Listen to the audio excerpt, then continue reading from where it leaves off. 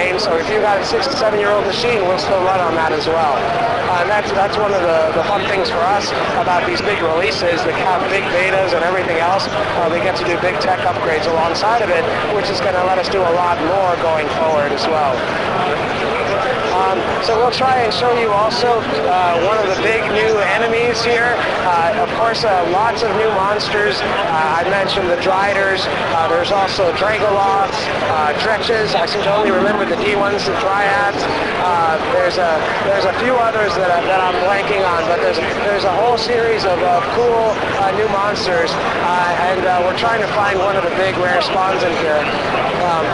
While we do that, I forgot to talk about how the spawns are working in these wilderness areas. We have a new mechanic as well that's drawing inspiration from, the random encounters that your DM might throw at you when you play a pen and paper game.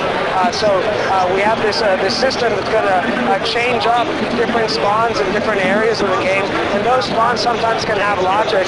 Like this is a particular type of drow raiding party, but other drow raiding parties that have the right type of characters in there that are performing a certain ritual, they will bring with them an unnatural darkness. That's called the darkening. The darkening is something that's being seen all throughout the lands of Faerun right now. The drow are coming up out of the Underdark. They have big schemes that they're doing to try and make Lolth goddess of magic over the Forgotten Realms. They're looking for something called the thread of the weave, right? Like a strand, a thread of the weave. And the thread of the weave is a manifestation, a vessel of Mistra's power, right? Mistra is the goddess of magic, queen of magic over the Forgotten Realms, but she's been missing for a long time. Some people think she's dead. It's not clear if she's dead or absent, but Lolth sees an opportunity to rise up and assume that throne of magic. And so while they're searching for the thread of the weave, over the course of these 3 different adventure packs, we're going to chase that storyline, figuring out what the thread of the weave is, and then trying to protect the thread of the weave from the drow and from Lolth herself, since we don't want Lolth assuming that. So here you can see the darkening that surrounded us. So we had we're in the middle of the day, but because a drow party is now nearby, we are surrounded by this darkness. That darkness is also a really cool gameplay mechanic that's going to come into play, especially as you go into the Underdark, as it's the way that it's going to play out with Dark Vision. Right? Dark Vision is going to be a big important part of the release, where with Dark Vision, this kind of unnatural darkness would clear out, and we would once again be able to see and maybe importantly target enemies beyond some distance. Otherwise, the drow have a big advantage over you because they see in the darkness and you don't. Likewise, you can use Dark Vision against them, though, by casting certain kind of light effects or light spells, or if you learn how to clear the darkening with these parties, you'll be able to clear the darkening first, and any drow who are left will be temporarily blinded when the darkening clears, right, because they're affected by the light. So there's little bits of strategy like that that the players are going to be able to play with in the different encounters that they are doing. So not all of them are around the drow. There's other ones that are going to be unique to each wilderness area. There's, for example, in the forest, there's a villager who you might run across, and she'll say, help me, I need to get back to town, and I'm scared to go by myself. And you can say, okay, I'll take you there. And then getting her home is like a escort quest that's a little bit randomized, might start from anywhere in the wilderness area. But then sometimes also you'll talk to her and you'll say, okay, I'll take you home, and as soon as you turn around, she'll turn into a hag and say, that won't be necessary, she'll try to eat you, right? So there's a little bit of surprise in there too. So the spawns aren't always in the same places, and they don't always behave the same either, which is some of the changes we're trying to bring to the wildernesses so they're a little more replayable. So we've been showing off a little bit of the druid abilities as we go through. Here you can see the Winterwolf ability, Winterwolf wild shape that you're going to be able to assume. We have a base wolf and then we have a Winterwolf that you'll unlock at higher levels. And then likewise there's a bear line. The wolf is more of your DPS line, the bear is more of a tanking line. And then there's also a third line of wild shape that we're talking about today, which is the elementals, where you can be a fire elemental or a water elemental. So the Druid's a really versatile and powerful class. They're really cool. They have the pet wolf, that they're going to be able to level up and customize similar to our Artificer pets last year. They also have the wild shape ability, and we're also have a really great spellbook for the Druids, which is really versatile. They have a great complement of elemental-based magic or nature magic, but they also get a full suite of healing spells. Right? They get heal, they get resurrection, they get all that stuff that the clerics and favorite souls do. They just get a tad later, not very much at all. I think it's just a level later, maybe two. So it's really soon thereafter. So they're quite versatile, but the thing is basically assuming what wild shape you choose at a moment in time, you're going to enhance certain abilities or unlock certain abilities. You're also going to lock out or reduce certain of your abilities. So it's a choice what role you want to play at a moment in time in the party. You can see some of the elemental magic. Oh, there's the Dire Bears, which is going to be one of the forms you can assume, even though we're not showing it as a form for the Druid yet.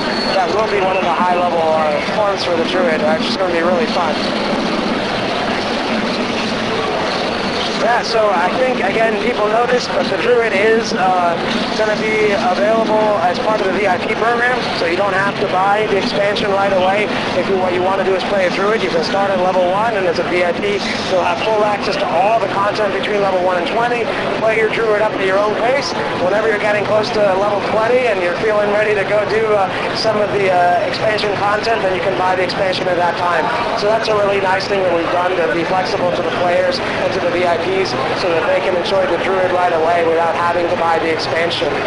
Likewise, there's a challenge pack that I was talking about, similar to what we did with Update 12. The challenges are a little bit more arcadey, kind of procedural type of content. We're going to have some new types of challenges and an Evening Star challenge pack, and that's going to be a really cool thing. It fits with our free-to-play philosophy as well, because the Update 13 quests are free prologue to the Menace of the Underdark expansion in terms of setting up the storyline and the connection of the worlds. There's going to be one more quest that's free that's going to get you all the way to Evening Star. You're going to see a little bit of Demon Web, you're going to see a little bit of Underdark, you're going to arrive eventually in Evening Star, and then you can try some of the challenges. You know, there'll be sort of a limited trial mechanic where you can try one per day or something like that, similar to what we did in Update 12, though it'll be a little revised. And that'll be a way that you can get a taste of some of the enemies and environments before you buy the expansion as well. Cool. Of a cool monster. So it's all about big epic monsters. That green dragon is an example of a great epic monster. This is a cool monster. You're mostly going to find them in the Underdark, but they could occasionally burrow up to the surface here and attack you. This is the Purple Worm.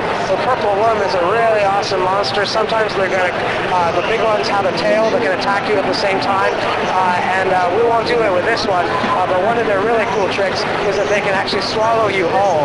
And if they swallow you, then you'll be caught inside him until you cut yourself out or your party members cut you out. So that's going to be a really fun, big epic battle. Oh, is there a tail on this one? Uh-oh. Let's see if we can let him come out. It looks like tail's there, but not attacking. The choice of early builds. But anyway, you can see this guy's starting to come together.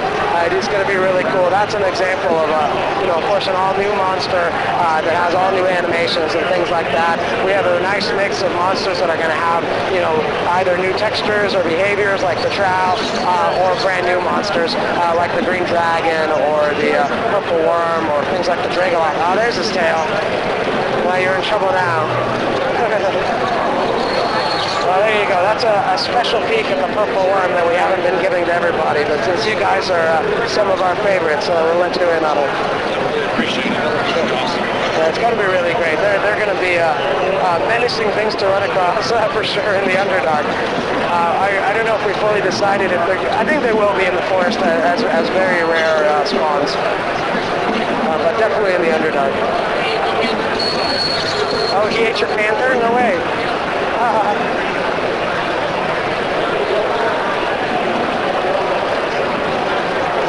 Alright, cool. Well, why don't we go back to Evening Star? We're available to answer anything you guys might want to know. May not be able to give you all the answers you want today, but we'll give it a try.